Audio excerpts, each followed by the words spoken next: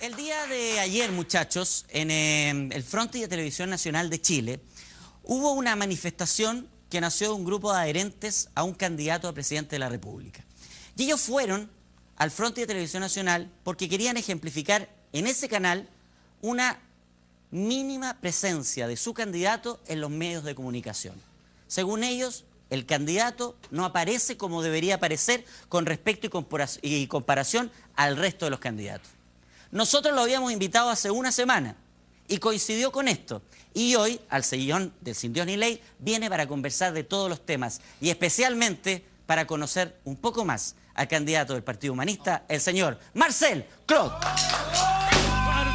Marcel Clot está aquí, en Sin Dios ni Ley. Marcel Clot está aquí, con José Miguel. Saludos a la juventud, Marcel Clot. Oye, Marcel, esto como que anduvieras en el barrio saludando a las vecinas. Así es la vida de un candidato del pueblo. Mira, el candidato del pueblo, asiento Marcel. Oye, para comenzar, Marcel, ¿tuviste problemas en el ascensor? Creo que has tenido problemas en ascensores. A veces esto te lo mandaron... Ah, sí, muchas gracias. Para resolver algunos pequeños problemas. Es que tuve una mocha con un gallo antes ahí afuera, lo hubierais visto. Bueno, no es fácil, se transpira. ¿Tienes problemas con los ascensores, Marcel? O sea, con los lugares encerrados, si no se abren, tiendo a ponerme un poco ¿Pero nervioso. tuviste alguna experiencia? No. ¿Nunca te has quedado encerrado? No. ¿Pero le tienes miedo a los ascensores? No, yo lo uso igual, pero si se llegan a trabar... ¿Qué haces en ese caso? Lo trato de abrir como sea. Pero imagínate, va en un ascensor del centro, de esos que van llenos de personas, y se para. Sí. ¿Qué hace Marcel Clot? Bueno, Bruce Willis trata de abrir el techo y salir. Mira, lo que sea para salir, pero lo haría, ¿no? ¿Sí? Sí. Te empezás a desesperar. He tenido episodios así, pero no muy... En un barco una vez, en un ascensor se trabó así. ¿En serio? Sí. Entonces yo lo abrí con las manos. Pero por suerte está ahí en el piso, digamos. No estaba nada en el piso, había una muralla. ¿Y qué hiciste? Esperamos que se arreglara nomás. Tuviste paciencia. ¿Eres claustrofóbico? No lo sé, yo nunca lo he... Me lo han diagnosticado, pero puede, bueno, una de puede esas. ser. Digamos. Oye, Marcel, primero queremos partir conociéndote un poco más, porque la gente cuando busca información de Marcel Clot se encuentra con todas tus ideas, ¿no es cierto? Que las vamos a ir conociendo un poco más. Tú eres economista, sabemos de tu historia profesional, pero sabemos poco de tu historia de vida. ¿De dónde viene Marcel Clot? ¿Cuántos años tiene? ¿La familia? Lo que pasa es que yo tengo un predicamento en relación a mi... ¿Vida privada?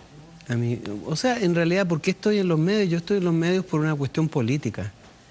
Yo tengo un interés porque en Chile hayan cambios que tienen que ver con la salud, con la cuestión de los derechos.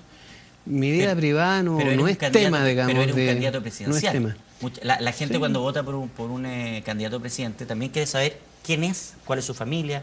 Sí, pero yo prefiero ser muy cauto con eso, digamos, porque además cuando tú involucras a tu familia, lo involucras sin que ellos tengan por qué estar involucrados.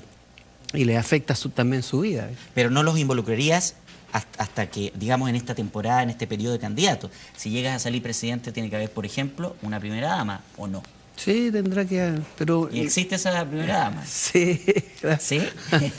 ¿Y ella hace Claro. cuánto tiempo existe en tu vida? Existe hace como 4 años más o menos. Ah, hace 4 años. Sí. ¿Es una segunda primera dama? Es una segunda... Sí, es una segunda primera ¿Cuánto dama. duraste casado, Marcelo? 23 años. ¿Y cuántos hijos hay en ese 3. matrimonio? 3 hijos. Sí. ¿Y ellos están ligados al mundo o de la economía o de la política o de la contingencia? Más bien al mundo artístico, son todos artistas, mis hijos. ¿En serio? Literatura, ¿Actor? diseño teatral, música. ¿Y ellos te apoyan en esto? Sí. ¿Te apoyan, por digamos, en el supuesto. trabajo diario? No tanto porque yo también evito que se les involucre, digamos, ¿no?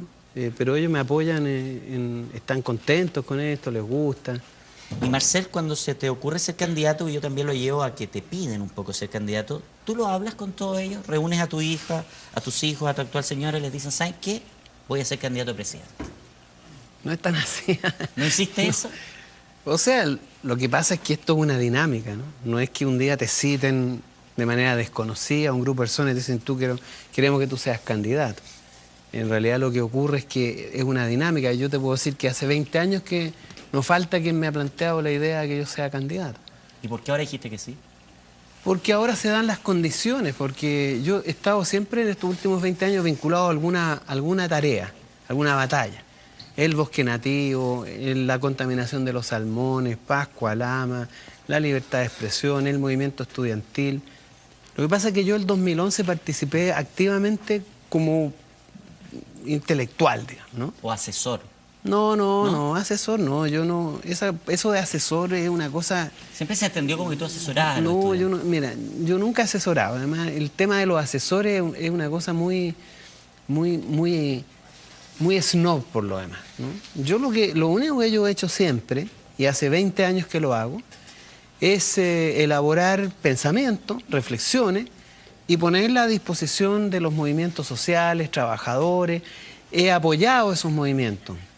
Elaboramos una evaluación crítica del trabajo que realizan las mujeres en la salmonera, la situación de los pescadores artesanales, y eso significa que, bueno, hay una elaboración, después uno se reúne con ellos, le explica, conversa, discute, ellos aprenden cosas, ellos me enseñan cosas, porque yo voy aprendiendo también a partir de su experiencia, yo desarrollo alguna formulación respecto a qué explica su situación y cómo se... Y de eso se genera un proyecto para poder ser presidente. Ahora, ¿eres político? Yo sé que tú militaste en la ADC, militaste en el PPD, pero ¿hoy te consideras político? Es que tú también eres político, todos somos seres políticos. La política... Aunque no estemos inscritos. Es que lo que pasa es que el estar inscrito en un partido político, a veces incluso ni siquiera es hacer política.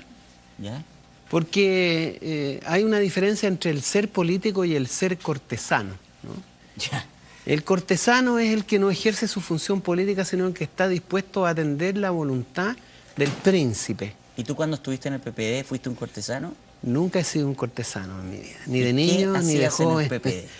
Yo llegué al PPD el año 90, cuando volví de Europa, de mi estudio de doctorado, y como siempre me ha interesado la política, un grupo de amigos que estaba en el PPD me dijo, ¿por qué no te metes acá? Estamos en la concertación, está partiendo el gobierno de Elwin, y este partido tiene posibilidades de incorporar reflexiones nuevas, porque era un partido sin contenido, era un partido sin proyecto, Que se formaba sin ideología, era un partido que quería ser básicamente instrumental, y no tenía reflexión, no tenía historia política, no habían elementos que constituyeran una mirada de país, una mirada... Pero sí de tenía historia. líderes con mucha historia política. Sí, pero venían o del Partido Socialista, o Claro, del Partido Comunista, o incluso de sectores de derecha. Entonces, yo junto con otras personas entramos ahí e intentamos darle contenido a esto. Y de hecho le dimos harto contenido. ¿Y qué pasó finalmente que te vas el 93 o 95? El 93, a por ahí. fines del 92, digamos, fue justo antes de la elección de Magnef. ¿Tuviste algún problema específico con alguien? Muchos problemas, pero ¿Con harto, quién? con Sergio Vitar particularmente, que era el presidente del partido. Porque yo tenía la responsabilidad de la Comisión Económica y de la Comisión Programática. Y el problema mayor fue en la Comisión Programática porque logramos armar una discusión, un debate político mayúsculo, grande, de 300 personas más o menos. Todos jóvenes de ese entonces, estamos hablando hace 20 años atrás. Y le dimos contenido, toda la reflexión sobre la sustentabilidad, la crisis de la modernidad, los proyectos posmodernos, toda esta reflexión... O sea, tú estabas feliz trabajando ahí en ese Claro, momento. y llegamos yo todavía me acuerdo, un encuentro programático que fue en esta casa es por ahí por Avenida Mata, era una casa grande donde era el Ágora, se llama el Ágora. Sí, una casona. Una casona, el Ágora. Y ahí discutimos esto y a Sergio Vitar no le gustó mucho. ¿Y No le cómo gustó nada, digamos. Y como político te lo planteó directamente. No, directamente no, porque los ¿Te políticos lo mandó a no decir? son ¿Te lo mandó a decir? Me planteó decir que mira, estas cosas no son para estos tiempos, pescó el documento programático que habíamos construido y lo guardó en un cajón y llamó a José Joaquín Brunner para que se hiciera cargo de la Comisión Y ahí fue y tú te retiras del partido. Exactamente. Ahora te quiero llevar un poquito antes para que la gente también lo entienda. Ahora, el tema era este, ¿sí? Porque nosotros además habíamos hecho una reflexión crítica profunda y de hecho le hicimos un cuadrillazo al entonces ministro de Economía, Carlos Minami, claro, y le cantamos la cancioncita completa, porque estaban haciéndose los lesos con con la privatización de empresas públicas, lo del cobre, lo de la deuda subordinada, y finalmente porque ya estábamos viendo si esto de la conversión del proyecto de la concertación hacia la herencia de la dictadura empezó el mismo día, Entonces nosotros empezamos el 90, el 91 y el 92 ya la cosa estaba clara para dónde iba ese barco. Y tú esperabas otro camino. Exactamente. O sea, nosotros queríamos cambiar la herencia de la dictadura. O sea, había que terminar con las AFP, con las ISAPRES, la nueva constitución, la reforma del sistema binominal. Todas esas cosas eran parte del proyecto original de cambio de la dictadura. Entonces, al 92 ya la cosa se sabía para dónde iba y algunos nos fuimos y nos fuimos para siempre. A propósito de la dictadura, otro dato que mucha gente a lo mejor lo desconoce, tú trabajaste del año 83 al 95 en el Banco Central. Es decir, trabajaste un periodo... Del 83 al 90 del 83 al 86. Al 86, perdón, del 83 al 86. Sí. Trabajaste en el Banco Central, del 83 al 86. Sí. Es decir, trabajaste en pleno periodo de la dictadura. Entonces es bueno que la gente diga, ¿por qué? ¿Qué hacía Marcel Clos ahí? Lo que hacía en cualquier parte o sea, lo que pasa es que la gente tiene que contextualizar lo que era eso. A ver. El tiempo de la dictadura, las universidades eran rectores militares. Todos los organismos públicos estaban administrados por autoridad militar. TVN tenía un director militar. Ser periodista en tiempo era trabajar para el gobierno militar. No es así, porque el sector público es distinto de trabajar y de hecho el Banco Central es autónomo. El sistema, tú no dependes del Ejecutivo, o sea, es un organismo público que no depende del Ejecutivo. Y yo, ese es por una cosa. Por otra parte, era la época, acuérdate que era la época donde en Chile había un 30% de cesantía.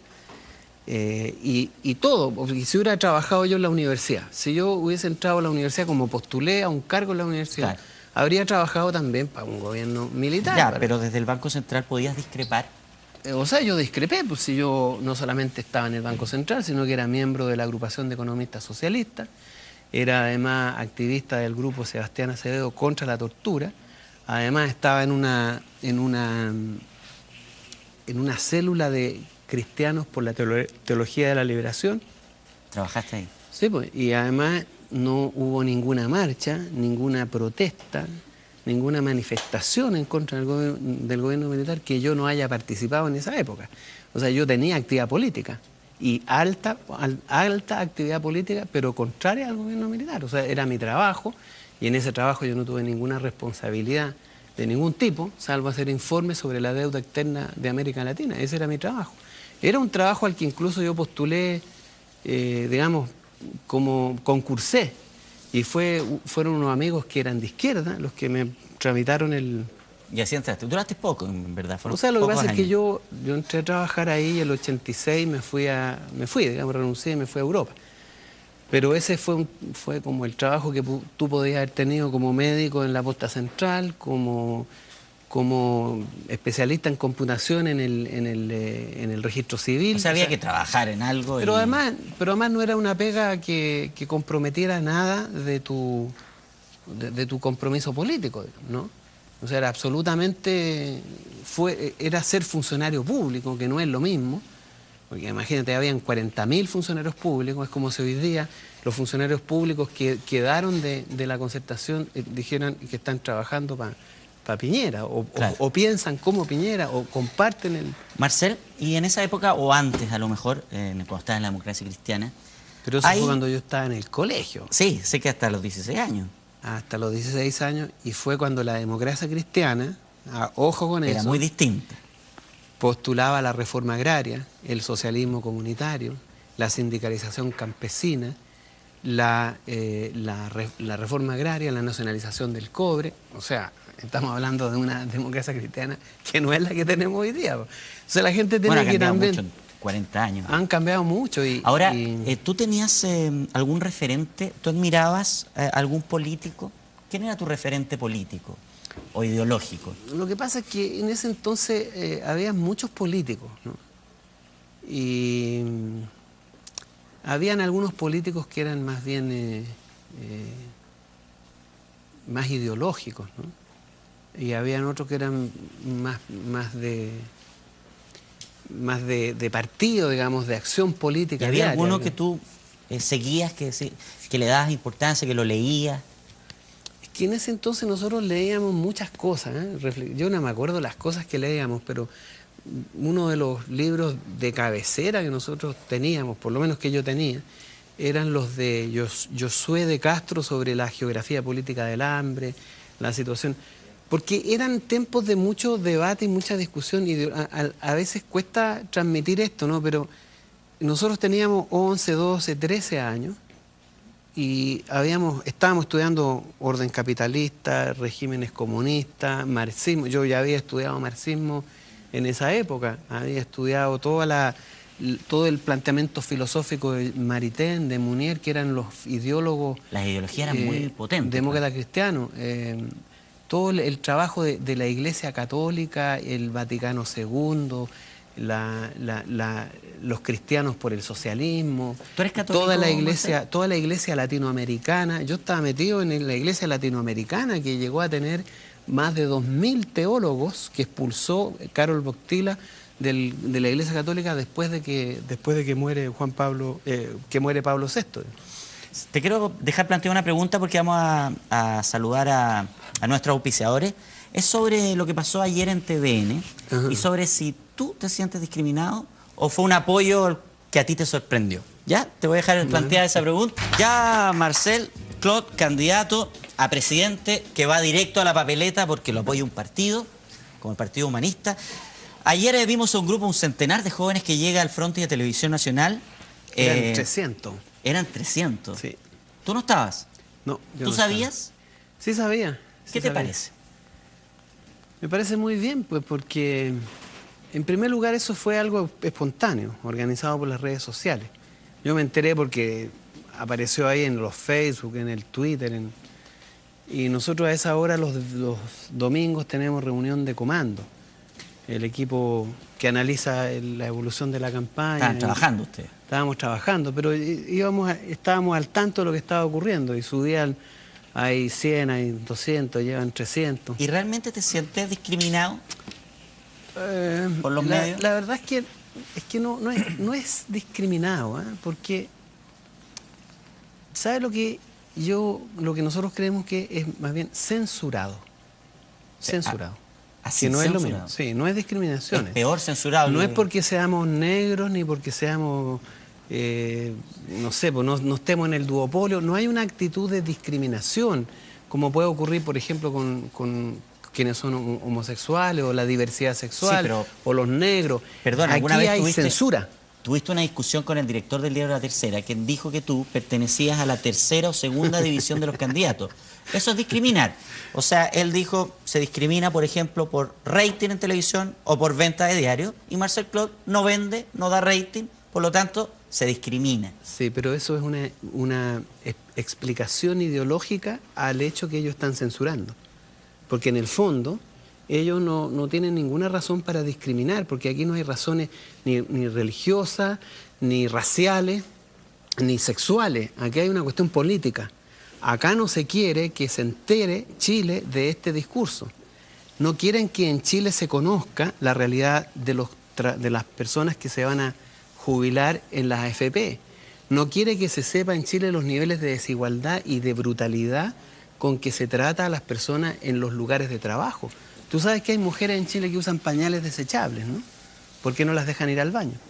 Y eso en Chile ocurre, y no es una cuestión menor, es una práctica bastante recurrente, ¿no? Tú sabes que la mayoría de los trabajadores en Chile va a jubilar con una pensión que es menor a los 100.000 pesos. Eso es una catástrofe social, una catástrofe social. 6 millones de pobres más en las calles. Yo cuando pregunto en las conferencias, ¿qué piensan de esto? ¿Qué piensan ustedes de que en Chile la mitad de los trabajadores no gana 250.000 pesos? La mitad. Son 4,5 millones, casi 5 millones de trabajadores. Pero Marcel, yo creo que la gente... Entonces, esa realidad la ocultan y ponen a un candidato tipo, no sé, tipo zapato, tipo detergente, como Longueira, por ejemplo, pero considera un producto. Es un producto de mercado, pues. Pero si mira los carteles que pone, por un Chile más justo, ¿qué diferencia hay entre eso y vender zapatos? O vender detergente, o vender un producto, una gaseosa. Es lo mismo, ellos hacen análisis de mercado, de qué es lo que quiere la gente, proyectan, inventan un producto, le ponen algunos avisos comerciales y lo mandan a la calle o lo ponen en avisos comerciales. Y ellos que te dicen, Chile está maravilloso, vamos por el buen camino, pero eso no es cierto, ellos están faltando a la verdad. Ellos construyen un país que quieren que la gente lo entienda. El país en el que nosotros vivimos, en el que yo vivo, no es ese.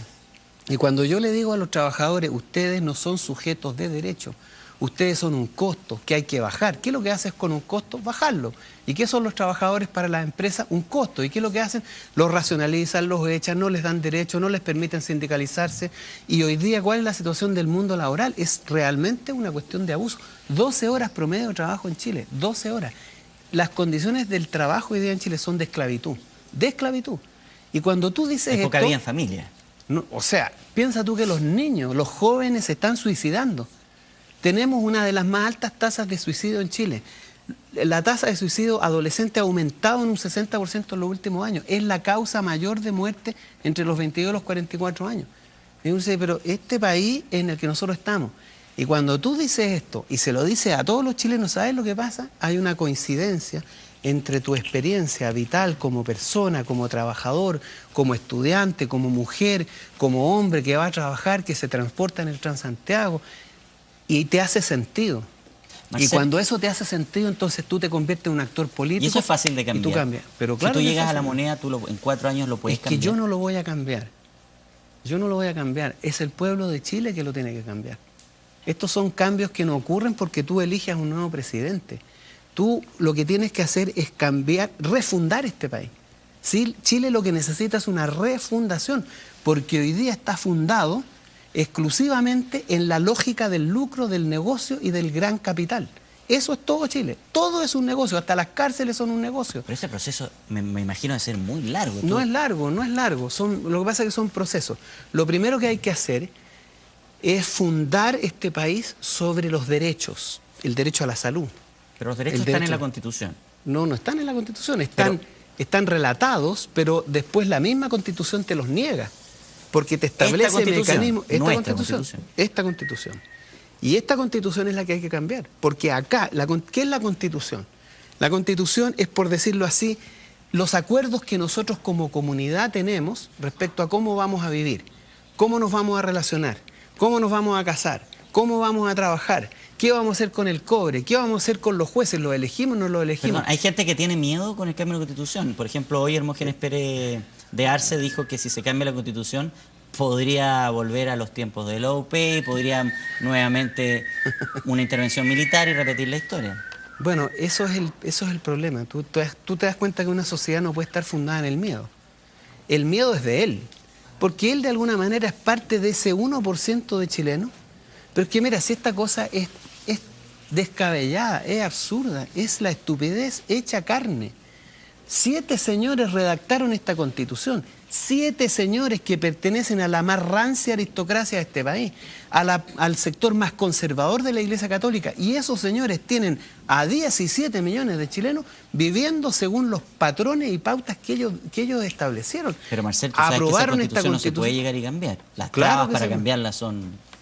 Pero mira, las sociedades democráticas se fundan en lo que se llama el poder constituyente, ¿no? Sí. El poder constituyente es la voluntad popular, la voluntad de las mayorías.